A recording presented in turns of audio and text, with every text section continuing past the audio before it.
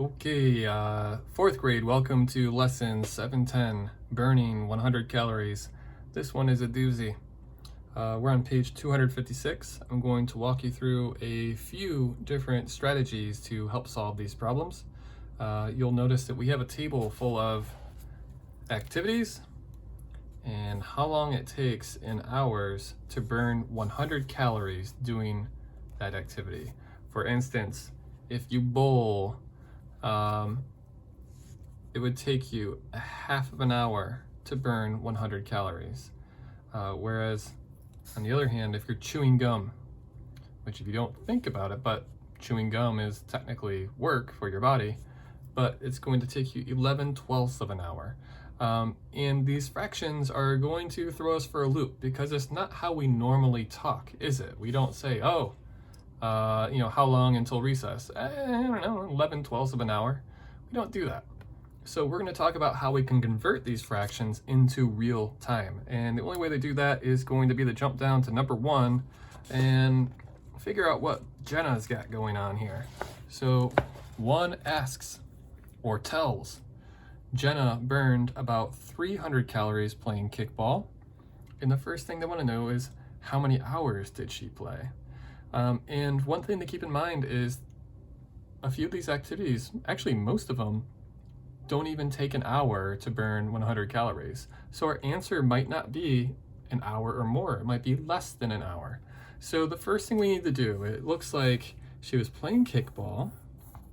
So let's figure out how long it takes to burn 100 calories playing kickball. I know we want to see 300, but that's not what this table is. This table is just 100 at a time. So it is I thought it was in alphabetical order.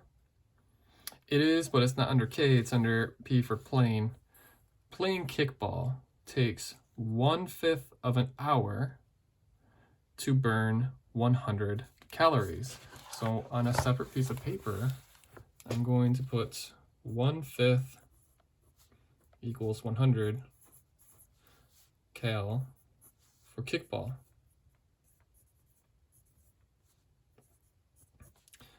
So we're saying, okay, cool, 1/5 gets us 100, but Jenna burned 300.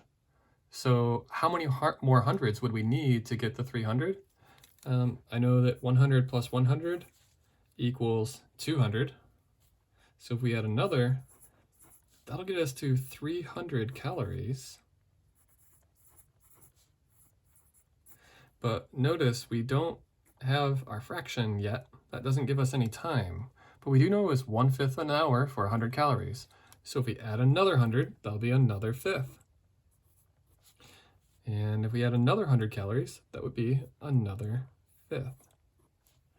So I'm going to have you tell me by looking at our work here, how many 1/5 of an hour did it actually take Jenna to burn 300 calories? Okay, so that should give you a quick insight of how we're going to solve part A. But now take a look at part B. And this will be where most of my focus is going to go because this is where it gets tricky. We're dealing with fractions of an hour, but watch what happens. Letter B, they say, did Jenna play for more or less than 25 minutes? And for a number of you, you might say, why would I know that? They didn't give us time in minutes. They gave it to us in fractions of an hour. So what do we have to do? We're going to have to convert these fractions into minutes. And I have a trick for that. So let's go back to the notebook. First, I'm going to ask you, and this will be rhetorical because I can't see you and I can't hear you. But how many minutes are there in an hour? I'll just ask that question, and straight away you should have said 1 hour is 60 minutes. So to figure out this whole fraction trick, we need to start with 60 minutes for an hour. And the trick is basically this. You're going to take those 60 minutes and you're going to divide by the denominator of whichever fraction you're trying to figure out. So in this case, Jenna was playing kickball, right? So let's go ahead and find kickball again. And it was 1/5 of an hour to burn 100 calories. But what we want to do is we want to steal the denominator. And remember, the denominator is this bottom number of the fraction. I'm just going to abbreviate with D. So we're going to take 60 minutes and divide it into 5 pieces, because that's really what the fraction is. It's saying it's 1 piece out of 5 total pieces. So they split the hour into 5 pieces. And can you stop? You can pause the video, or you can just think for a moment. We can do 60 divided by 5, can't we? And pause to see if you can figure this out on your own, or else I'm going to solve it right now. 3, 2, 1. Okay, I know 5 goes into 50 10 times. So 60 divided by 5 is at least 10. It's bigger than that. So 50 divided by 5 is 10, and then to get to 60, I would have to do 55, 60. I would have to do 2 more 5s. So that tells me that 5 goes into 60 12 times. And you know what? If you want to go ahead and do the whole 5, 10, 15, 20, 25, 30, 35, 40, 45, 50, 55, 60, that works too, guys. However you need, whatever strategy you need to do to solve this problem, that's fine. So what we've just found out here is when you take 60 and divide it into 5 parts, you get 12. So that means 60 minutes divided by 5 is 12 minutes. And that means every time we take a piece of 5, a 1/5, that will be 12 minutes. So 1/5 equals, I feel like I'm off the page or off the screen, equals 12 minutes. But as you know, Jenna did not play kickball for just 1/5 of an hour. She actually played kickball. I guess I'll have to give up the answer to part A. Hopefully you figured it out by now. She played kickball for 1/5, 2/5, and then a 3/5 to burn 300 calories. So what we need to do is represent that here. So 1/5 is 12 minutes. Another 5th would be another 12 minutes, right? And if there's a 3/5, that would be another 12 minutes. So to find how many total minutes she played kickball and whether it was more or less than 25, what do you think we should do with these 3 batches of 12? And the honest truth is there's 2 things we can do. We can add it up, 12 plus 12 plus 12, or you might notice there's 3 sets of 12, and you might just want to do 12 3 times. It's your choice.